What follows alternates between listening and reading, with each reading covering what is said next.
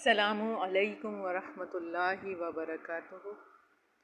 نحمدہ ونصلی علی رسولہ الکریم، اما بعد فاعوذ باللہ من الشیطان الرجیم، بسم اللہ الرحمن الرحیم۔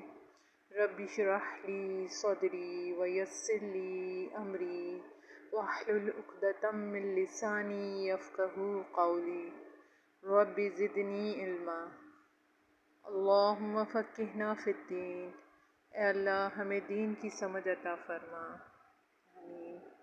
اللہم صلی علی محمد وعلی آل محمد کما صلیت علی ابراہیم وعلی آل ابراہیم انک حمید مجید۔ اللہم بارک علی محمد وعلی آل محمد کما بارکت علی ابراہیم وعلی آل ابراہیم انک حمید مجید۔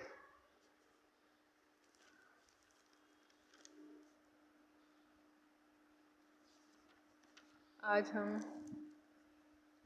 بیت اللہ کی تعمیر اور حجر اسود کے جھگڑے کا فیصلہ اس کے بارے میں پڑھیں گے۔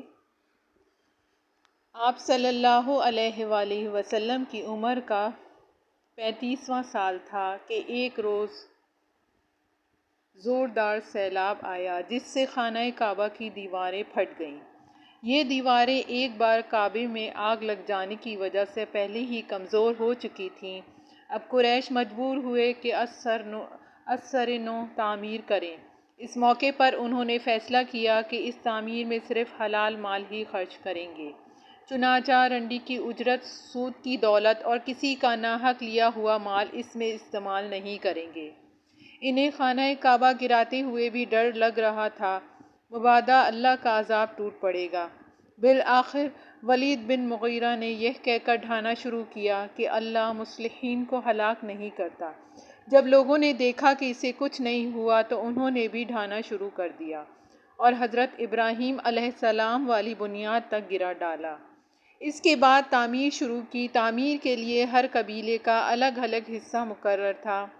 اشراف اپنے کاندھوں پر پتھر لاتے اور ڈھیر لگاتے۔ رسول اللہ صلی اللہ علیہ وآلہ وسلم اور آپ کے چچا عباس بھی پتھر ڈھو رہے تھے۔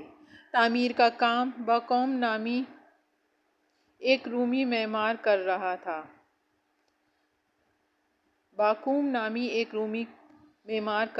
تھا۔ چونکہ مال اتنا جمع نہ ہو سکا تھا کہ عمارت حضرت ابراہیم علیہ السلام کی بنیادوں پر مکمل کی جا سکتی، اس لیے شمال کی طرف سے تقریباً 6 ہاتھ چھوڑ کر اس پر ایک چھوٹی سی دیوار اٹھا دی گئی تاکہ علامت رہے کہ یہ کعبے کا حصہ ہے۔ اسی کو حجر اور حطیم کہتے ہیں۔ جب دیوار حجر اسود تک اٹھ چکی تو ہر سردار نے چاہا کہ وہی حجر اسود کو اس کی جگہ رکھنے کا شرف حاصل کریں۔ اس پر سخت جھگڑا اٹھ کھڑا ہوا جو 4-5 روز جاری رہا اور قریب تھا کہ حرم میں خون خرابہ ہو جاتا، لیکن ابو امیہ نے، جو سب سے زیادہ عمر رسید تھا، یہ کہہ کر فیصلے کی ایک صورت پیدا کر دی کہ مسجد حرام کے دروازے سے جو شخص پہلے داخل ہو اسے اس جھگڑے کا حکم مال لیں گے۔ لوگوں نے یہ تجویز منظور کر لی۔ اللہ کی مشیت دیکھیں کہ اس کے بعد سب سے پہلے جو شخص داخل ہوا وہ آپ صلی اللہ علیہ وآلہ وسلم تھے۔ قریش نے دیکھتے ہی کہا، یہ محمد ہیں جو امین ہیں، ہم ان سے راضی ہیں۔ پھر آپ صلی اللہ علیہ وآلہ وسلم ان کے پاس پہنچے تو آپ کو تفصیل بتائی گئی۔ آپ نے اس کا یہ حل نکالا کہ ایک چادر لی، اس میں حجر اسود رکھا اور سب سرداروں سے کہا کہ اس کا کنارہ پکڑ کر اوپر اٹھائیں۔ سب نے ایسا ہی کیا۔ جب چادر حجر اسود کی جگہ تک پہنچ گئی تو آپ نے اپنے مبارک ہاتھ سے حجر اسود کو اس کی جگہ پر رکھ دیا۔ یہ اتنا عمدہ فیصلہ تھا کہ اس پر سب خوش ہو گئے۔ حجر اسود زمین سے 1.5 میٹر بلندی پر ہے اور دروازہ تقریباً 2 میٹر اونچا ہے۔ قریش نے اسے اتنا اونچا اس لیے رکھا تھا تاکہ ان کی اجازت کے بغیر کوئی شخص کعبے میں داخل نہ ہو سکے۔ دیواریں 18 ہاتھ بلند ہیں جبکہ پہلے 9 ہاتھ تھیں۔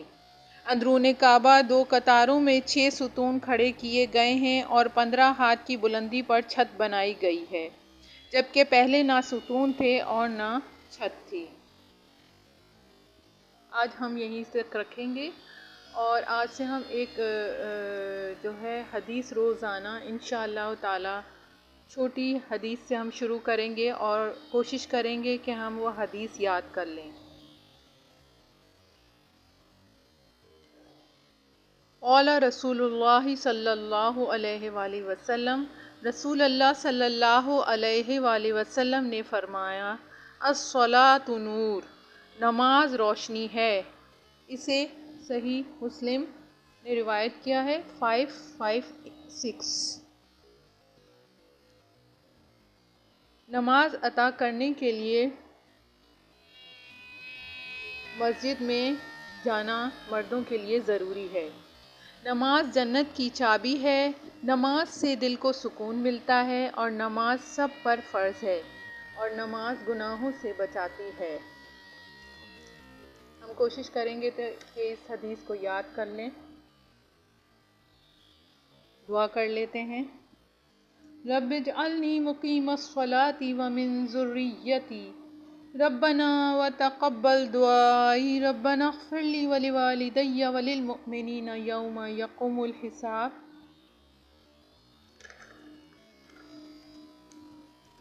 اے میرے پروردگار، مجھے نماز قائم کرنے والا بنا اور میری اولاد میں سے بھی ایسے لوگ اٹھا جو یہ کام کریں۔ پروردگار میری دعا قبول کر۔ پروردگار مجھے اور میرے والدین کو اور سب ایمان لانے والوں کو اس دن معاف کر دیجیے جب حساب قائم ہوگا۔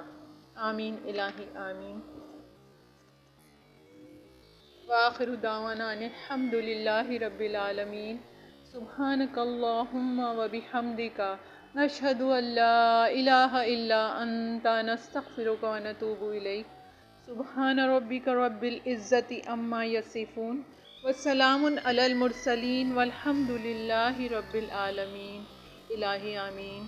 السلام علیکم ورحمۃ اللہ وبرکاتہ۔